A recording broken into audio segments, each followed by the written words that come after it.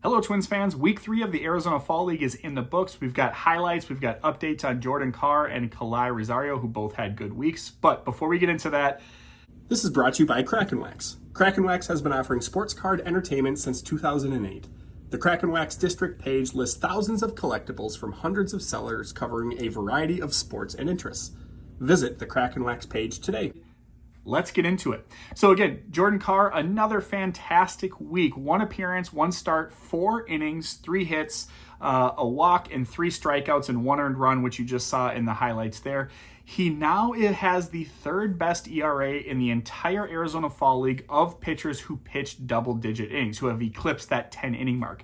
Again, we talked last week, a lot of these guys just come in for, 1 or 2 appearances a week, get a couple innings a week. So hitting that 10 innings mark, that's only been done by maybe a dozen or so guys. So a pretty good opportunity that Jordan Carr is taking advantage of is getting his name on the map. He wasn't even really a top 30 org guy coming into this Arizona Fall League, and I think he'll leave and possibly put his name in that list. But we'll see. MLB.com will update their prospect rankings later in the offseason, as well as Fangraphs and everything like that. Some other things, pitchers to follow here. Malik Barrington, 5 strikeouts across 2 innings over 2 different appearances with only 1 walk. So a really great outing for him. No hits, no runs allowed. Ben Etheridge, not quite as clean, but 2 appearances, 2 innings himself, gave up 2 earned runs, 3 hits, and did have 1 strikeout. AJ LaBosse, 1 inning pitched, 1 hit, 2 walks, and 1 strikeout. And then Zach Veen, really rough week last week, bounced back pretty well here, going 1 2/3 inning and just 1 appearance and getting 2 strikeouts. So a good bounce back from him, and just all together from the pitching staff. Jordan Carr was a standout last week, as he's been the entire time, but in week 2, our pitchers were roughed up a little bit, turned it around in week 3, and had some nice performances.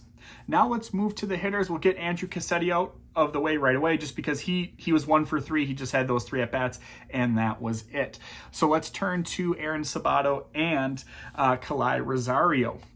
So as you can see from the highlights here, Sabato and Rosario each hit some opposite field home runs this week, which you love to see. There wasn't a lot left for highlights for Sabato. He had just 1 additional hit out of 16 at-bats, so 2 for 16, both of which were home runs, but that was paired with 7 strikeouts. So that obviously, it's kind of more of the same from Sabato. He can hit the ball out of the park, but he also strikes out a lot, and I think he strikes out a little bit too much to be serviceable as a Major League Baseball player, but time will tell.